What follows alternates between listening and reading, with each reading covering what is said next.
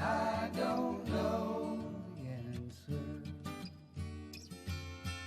Does it even matter? I'm wondering how.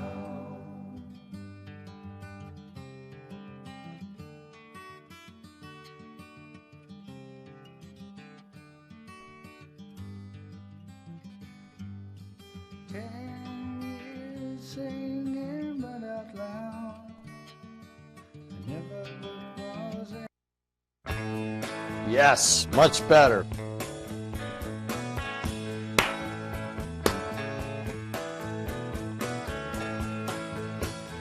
Well, at least we'll be all set up for tomorrow.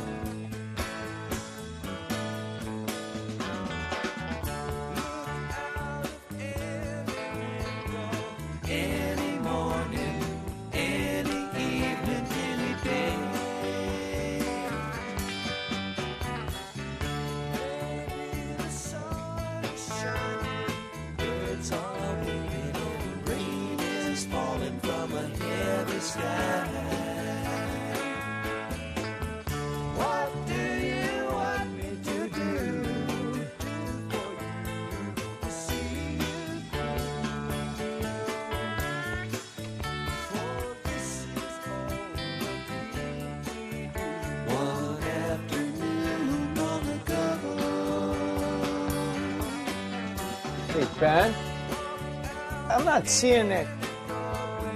Feel your weight like the day before.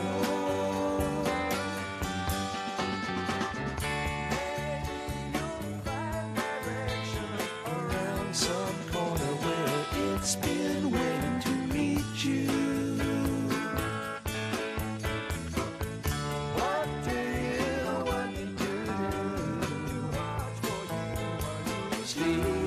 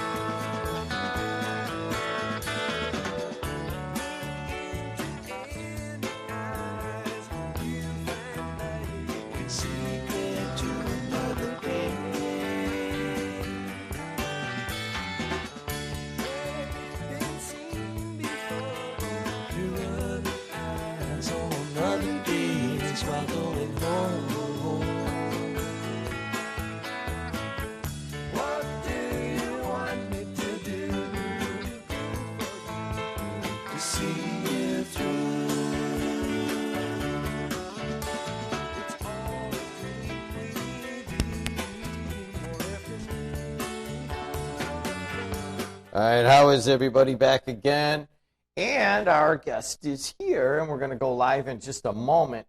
I do want to remind everybody that the Borman going eastbound is just nasty, and after the doctor and I talk, we are going to, I'll stay a little bit longer, and I will go through all of the weather, and it's snowing pretty hard. I think we've already started our JED TV broadcast, and you can see it right there. But it's, I just talked to some folks at a hospital that were talking about having to maybe hunker down for the evening. And so I will, I live pretty close, and I have a four-wheel drive vehicle. So as long as all of the power and all of the internet's on, I'll pretty much stay with you guys and have some fun with it. But so just stay where you're at, and I will very shortly. We're going to go into talk some specific stuff, and then we will Then I'll return after it, and I'll play a little bit more music and stuff like that. So why don't we do it right now? I'll start our Facebook. And we got a brand new computer here. It's pretty good stuff. Let's bring our doctor in, Dr. Sean Kondamuri. How are you, my friend? Doing great, Jim. How are you? It's just, I'm going to cut in on this video that we're doing because someone's going to watch it in the middle of summer, and I've got a camera outside, and they're going to go, holy moly, it's nasty there. Or you're going to show it to a colleague one day. Hey, want to see me on the internet? Here it is. It is February 15th, 2021, and it is snowing badly outside. Exactly. You're going to show it to a colleague that you went to med school with in Arizona, and then he's going to go, what? Why did you do that? Kondamuri, I had that job for you in Arizona or LA. Exactly. Right. Every time we go down to Florida to take a cruise, in the old days, we'd go to Miami or something to take a cruise, and my wife would always say, why do we have to live in the Midwest? Why do we live in Indiana? Why can't we just move down here? All right. So we are going to talk to Dr. Sean Kondamuri for a little while. There's plenty to talk about. Doctor is not just a spine doctor and pain doctor, but also is really into the wellness and the wholeness of life. And I love to talk to him. And I want to thank you and all your other doctors for sponsoring me coming on here at lunchtime sometimes. So it's Midwest Interventional Spine Specialists. I knew it was MISS. So you guys are looking, and some of you guys are catching it on Facebook. Yes, I'm technically off today to learn technical training, but I have a software training. I did 3 hours this morning, and I have about 2 hours in the afternoon. So I get to come on and talk with you. But I do want to remind everybody that if it gets nasty out, I will still continue to be on the radio and on the video. Doctor, before we go on to some of the other stuff, I was just driving over here, and I was seeing, let's just be straight, guys my age out shoveling the hell out of their driveways right now. It's got to increase your business over time, I'm guessing. It'll increase the business of the spine specialist and also of the cardiologist. I mean, you probably are aware, right, Jim, most of the patients who, it's a high percentage of people who are cardiac patients will have a myocardial infarction, which is a heart attack, a coronary, when they're shoveling snow early in the morning on a cold day, stressing their back, stressing their heart. And then if their heart doesn't get them, they may hurt their back and come and see me, sadly. So we really, really want to encourage our patients and our friends out there to really just be, smart about things and try to stretch out, be loose. Don't overdo it all at once. It's just like, going and performing some sporting activity. When you go out to shovel snow, that's a pretty serious physical endeavor for both your back, your heart, your arms. I mean, I have patients who will come in here with a torn rotator cuff after shoveling and, throwing the snow, or pulling their snowblower because they got stuck on something, and they can hurt a tendon or a muscle or a joint, especially as we get older. Doctor, yeah, I'm looking at it right now. It looks so bad out there. But you mentioned something that I think I heard this like a long time ago. Maybe it was you may have reiterated it.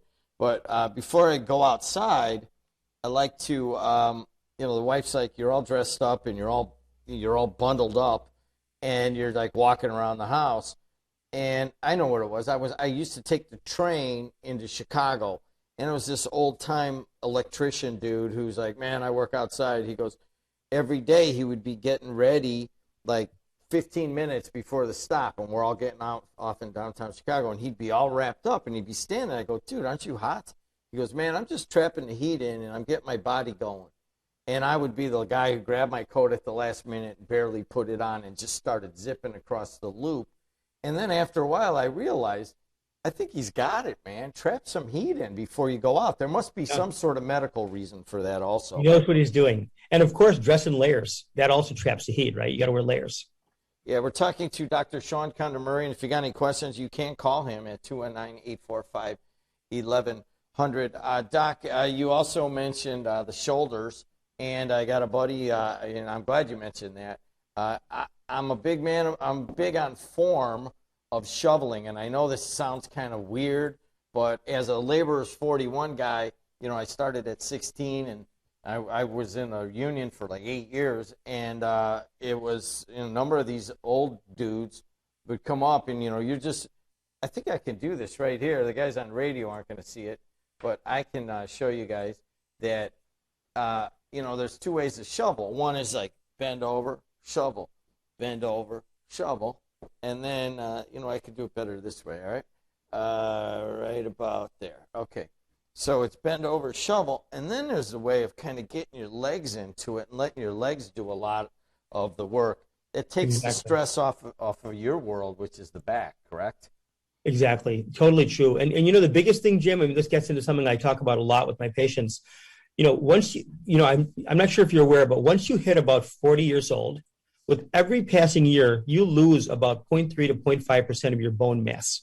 Your bones actually literally, you lose 0.5% every year. So every couple of years, you lose 1% of your bone strength, your bone mass. And when you come to 50, 60, 70, and then you start doing something really physical like that, you're naturally going to have a high risk of having some injuries. So how do you avoid that? It's not just, it is true what you said. I mean, when you go out to actually snow, do it the right way. When you go to shovel snow, do it the right way. But before that, when you're older, you need to be strength training. Our patients, our friends who are in their 60s, 70s, 80s, they do no strength training at all for the most part. And I'm talking about weight training. I'm talking about resistance bands. I'm talking about actually activating muscles. If you don't activate those muscles, if you don't have strong legs, you're going to fall. You're going to stumble.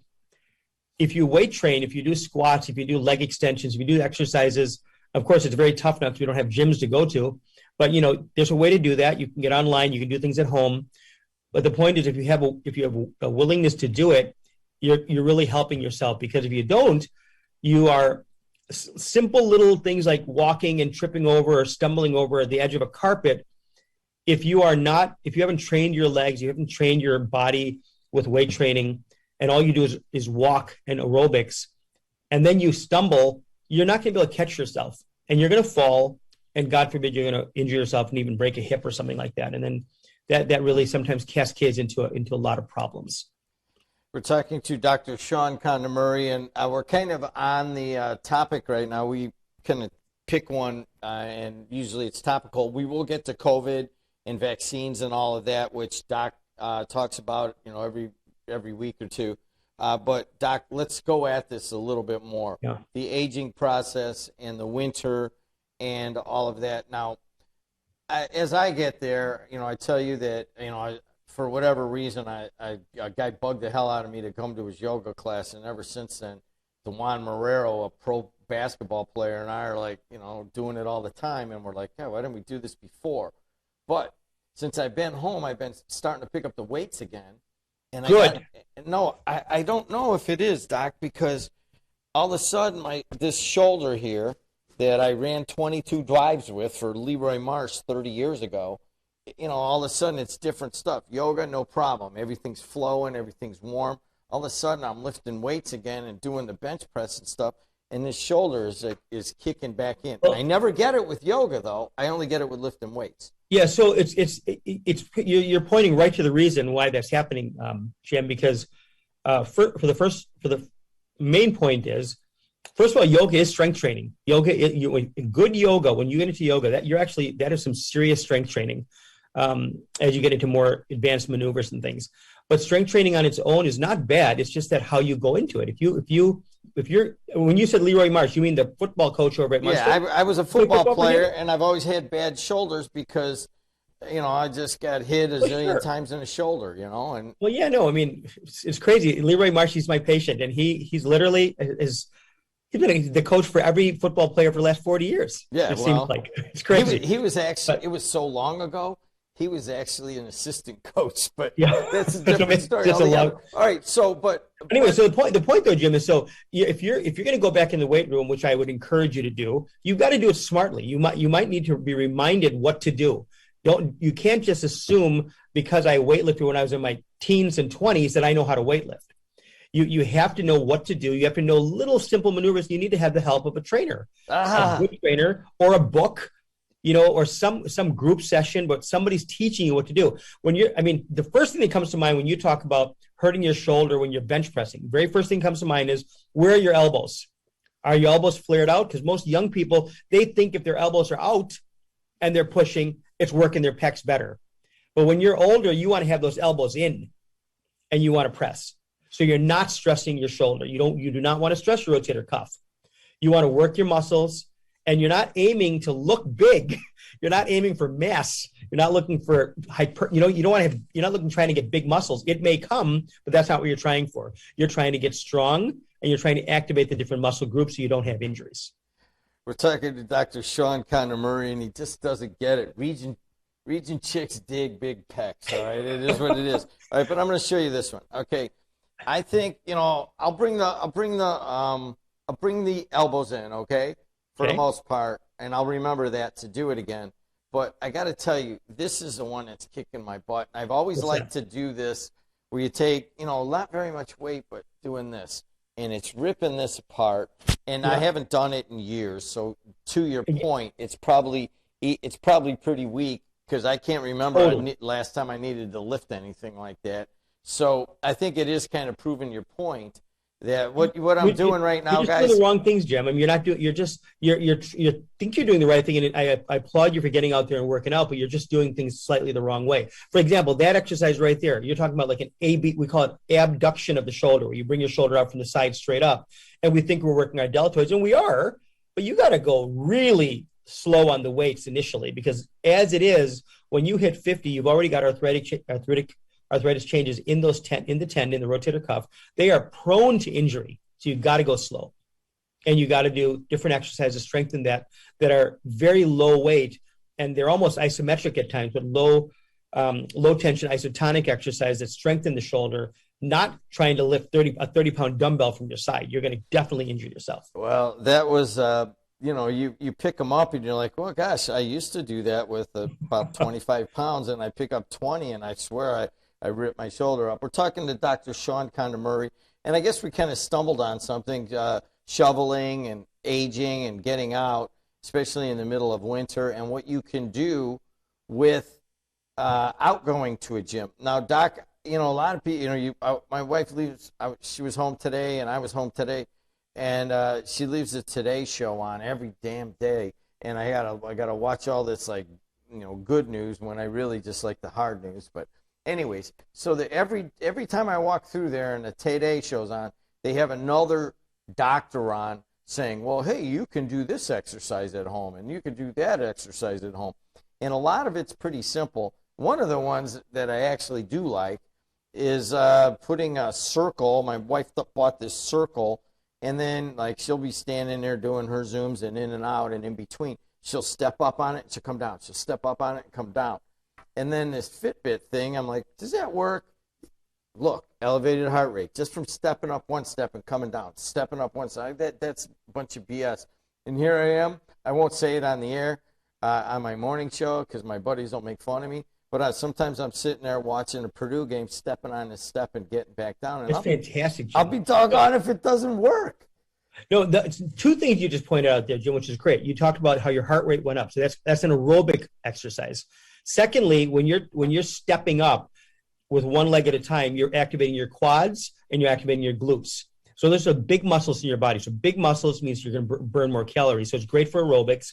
But most importantly, if there's one exercise I would tell my older patients to be doing is to do squats or step-ups, because you're activating the muscles in your quads, the muscles in your thighs, the front of your thighs, your quadricep muscles, and that's going to strengthen your knees.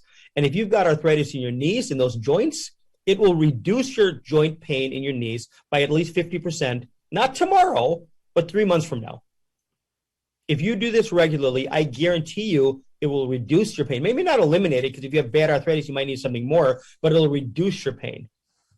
You must. And not only that, most importantly. What do you mean reduce your pain? I'm missing that. Okay, so like you've got really bad joint arthritis, right? Lots of people when they're older, they've got pain in their knees, because remember, the joints in the knees have fluid in them. The fluid starts dehydrating or drying up as you get older. The joints themselves become arthritic. They become narrowed. Sometimes they become very narrowed, where it's almost close to bone on bone, and people start hurting. You're going to have a lot of pain. Then what happens? You stop walking. You don't use your legs as much. You stop walking entirely sometimes. You even sometimes start getting to a cane or even a walker. It gets horrible. And then ultimately you get a knee replacement. At one point, if you need a knee replacement, that's fine. But you can prevent that early on by simply strengthening your quadriceps. And when I say reduce, I'm saying cut your pain down by 50%. 50% reduction in your pain, it could be the difference between walking on your own and walking with a cane or a walker. All right, so I'm going to draw a parallel. Once again, if you guys are driving around, and I'm going to get to traffic as soon as Doc and I are done here. It's Dr. Sean Kondamuri with, it's called Midwest Spine, but Midwest Interventional Spine Specialist. We take care of pain, of all kinds of pains, Jim, not only pain in your body, but pain in your soul as well. And there's plenty of doctors, and Doc here has how many locations? 3 or 4? 4 locations. 4 locations. So we got the big kahuna on right now. And you can see that Doc wants to talk not just about your back, and once in a while we'll get really specific on that. But there's a lot going on right now. Doc, let's use a parallel here. You're just talking about, all right, you're keeping your legs up and you're stepping up a step and you're coming down. Nobody's going anywhere. And some older people aren't doing anything right now. You're absolutely right. You, right. It's very sad. But you also have been a big proponent of the 4 pillars of your wellness cycle, to continue doing that, basically to, if you get COVID, you might be able to fight it off a little bit better. Absolutely. And then if you're just totally well and keeping up and eating right and staying in shape, then you might be able to fight it off. You know, they fight it off at the beginning. So you can fight this virus one way or another better by being in shape. Exactly. Now, let's reiterate that. People are in the middle of winter. A lot of people are at home. They're scared as, let's just put it, let's talk in region vernacular. They're scared as hell about COVID still, and they're listening right now. How important is it for them to do something? It is imperative that you do something. You have to figure out how to do something in this cold weather when you're trapped indoors. You know, you have to figure out what you can do in your own house to get exercise, because exercise, good nutrition, these are all going to lead to improved immunity. If your immunity is improved, you have a lower likelihood of getting sick when you catch COVID. Because let's break it down. So if you're in front of somebody and you actually, the virus gets from them to you, you might have the virus in you and you might be positive from COVID, but you may never get sick. The majority of people don't get sick. What's the difference between becoming positive or carrying the virus and being sick?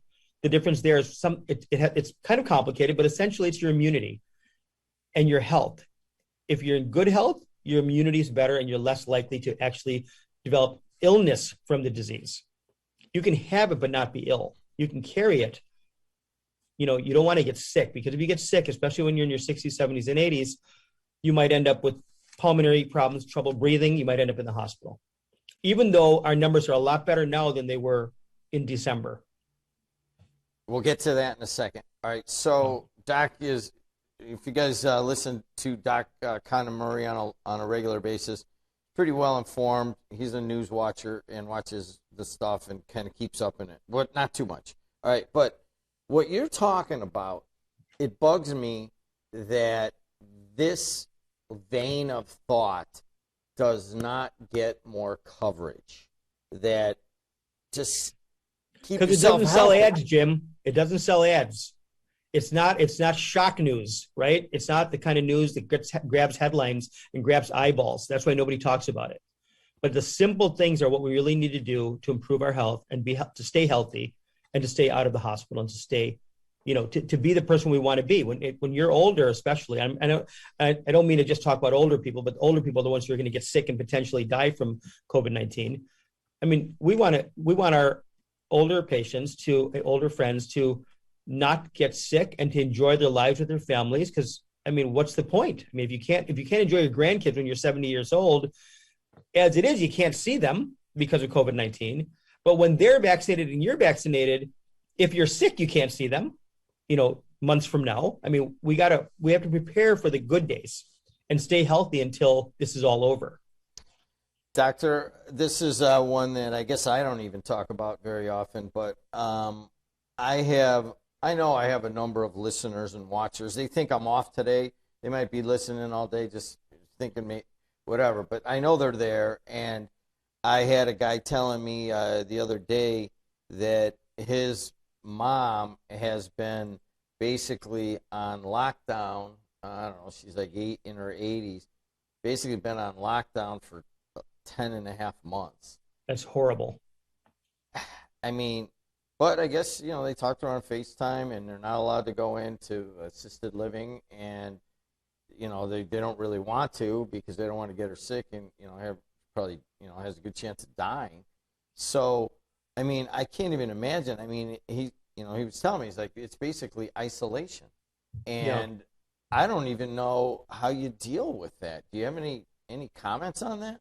I mean, there's a lot. Yeah, go ahead. I hope you can talk to her by FaceTime or even at least by telephone and try to communicate with them regularly, because loneliness is a big deal for the elderly, especially if they're in situations like this. Loneliness is affecting everybody during COVID-19. If you live alone at home, I mean, loneliness is what leads to depression and suicide and things like that. It gets really, really, it's a sad situation. Doc, where are we? Give us some comments on your level of hopefulness right now about the vaccine.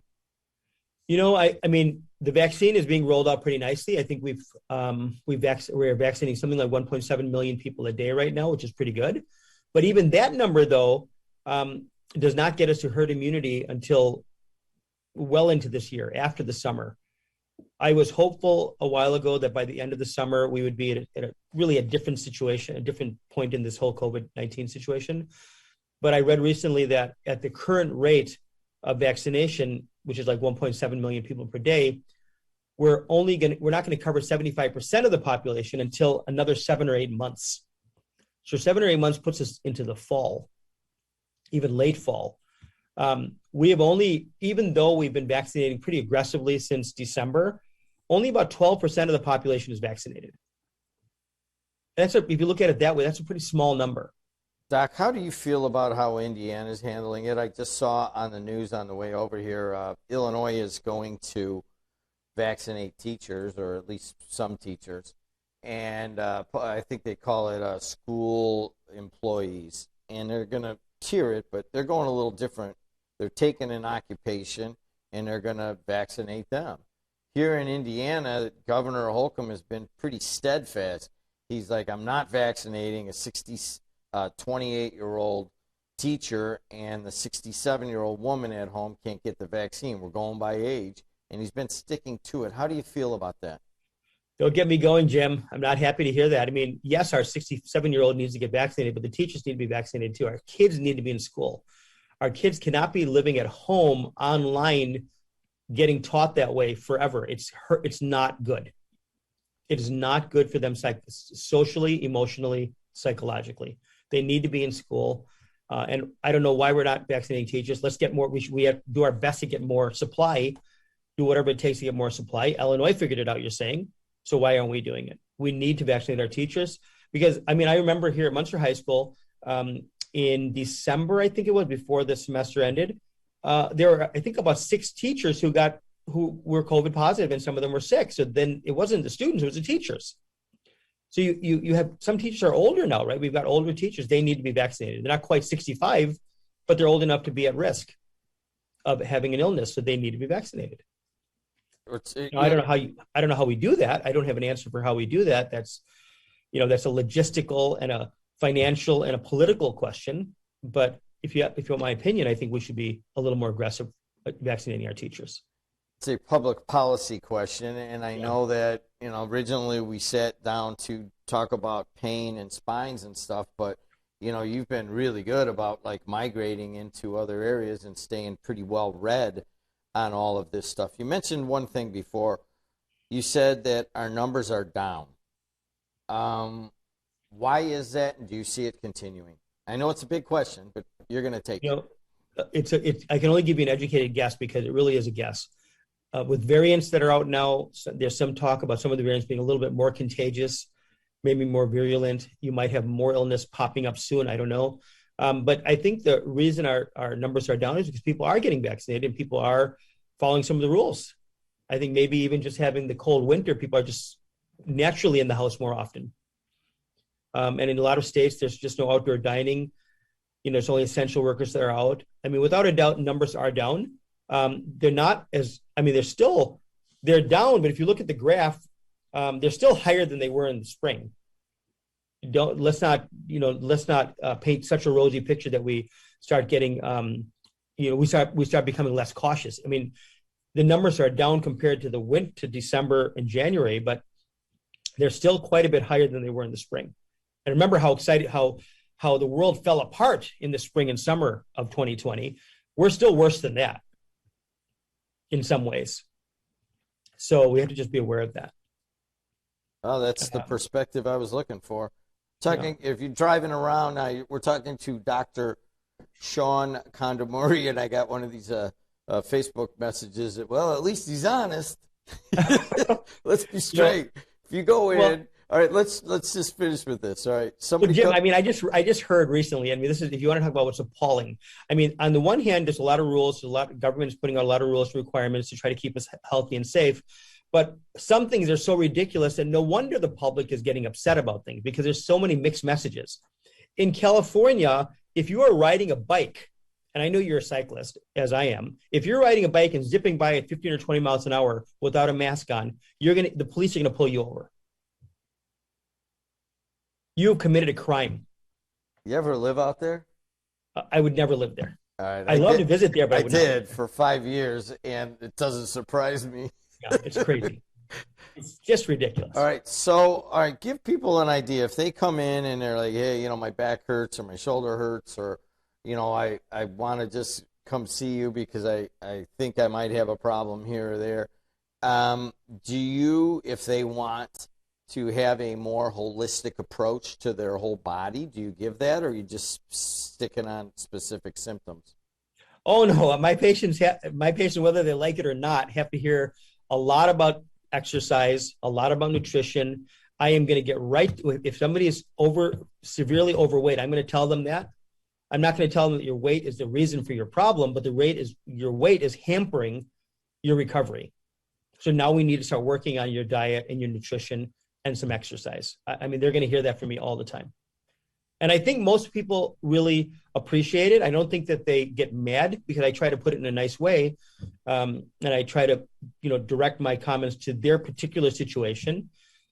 But it's a reality. I mean, if you're carrying a lot of extra weight, for example, your spine can tolerate a certain amount of weight up front. And if you've passed that, it's sort of like the straw that broke the camel's back. It's going to finally give, and it's going to be hard to recover. So yes, I talk a lot about this. My partners speak a lot about this. It is important.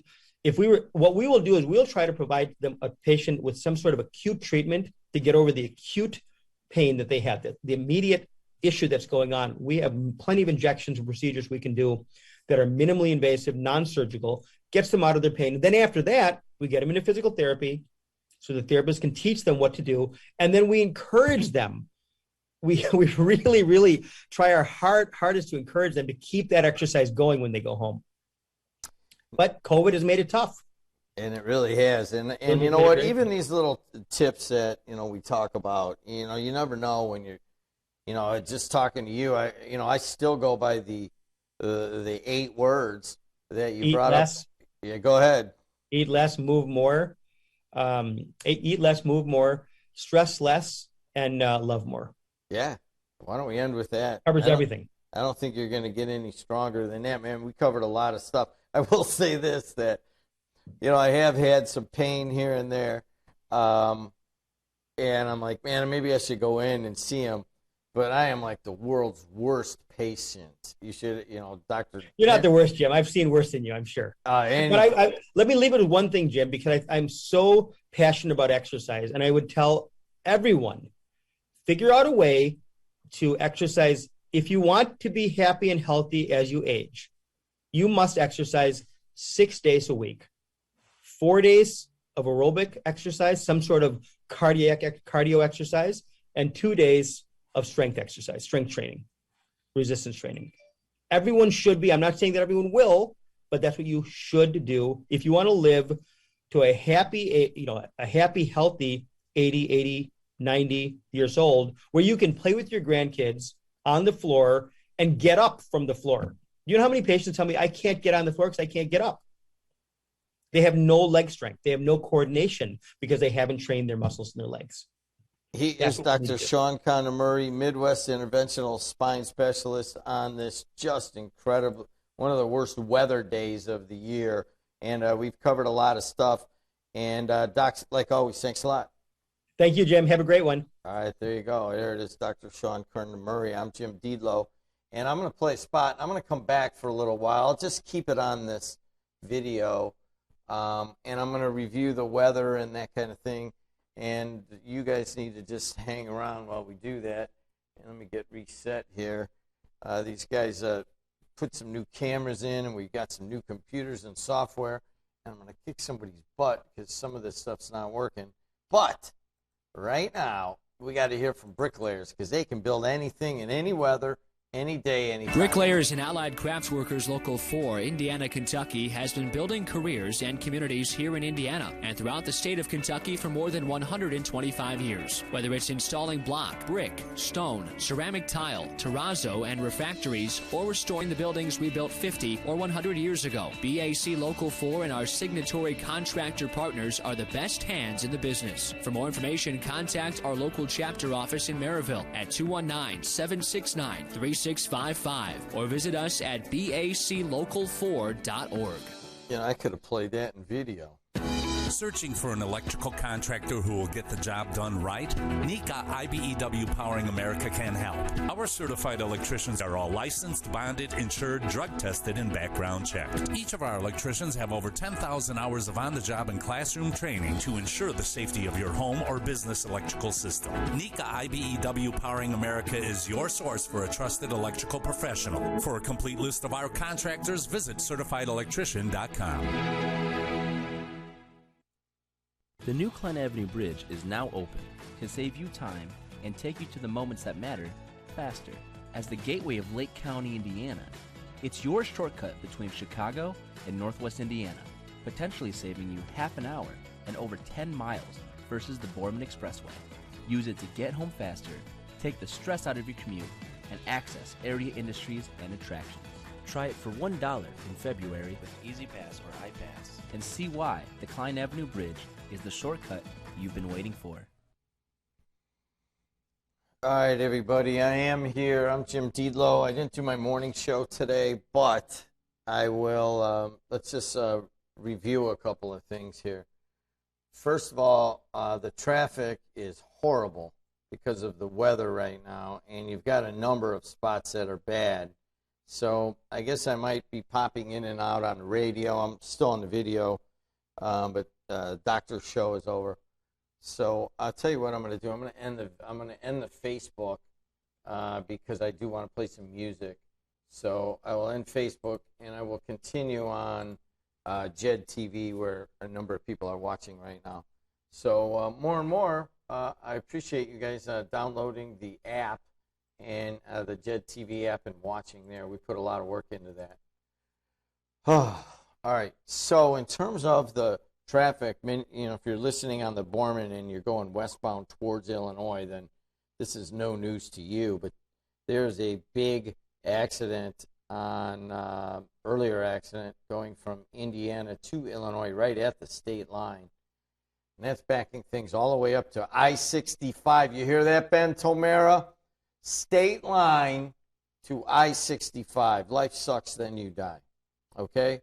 Now, I drove over here around, say, 11:30 after putzing around on a software training all morning long, and it was bad going eastbound, slow, very slow, and it might even be better than it was before, but you got that going for you eastbound. Also, Klein Avenue, the big new bridge is moving along well. But Klein Avenue up by Ridge Road and all that between Ridge and the Borman's a little bit slow. Now, let's go to the Bishop Ford. Once you get past that accident at State Line, there's an accident on the Bishop Ford at 159th Street that is pretty bad, and that is backing things up. Solid traffic for, I don't know if you can get by it, but if you can, it's slow. And then going into the merge and the southern end of the Dan Ryan is just a nightmare as the merge starts at about 103rd. That's not your real problem. Your real problem is the southern end of the Dan Ryan till about 67th, and then the Dan Ryan actually opens up. So if you can get through all that menagerie, if you're getting on at, say, Grant Street and Gary, and you think you're going to zip across the region and then go up the Bishop Ford and up the merge, you got strike 1, strike 2, and strike 3 right there. Skyway a little bit slow right into Illinois, but right on the bridge itself, people are going really, traffic's pretty slow because of the wind and the snow and the ice. But it is moving, and Klein Avenue, the big bridge itself, is moving.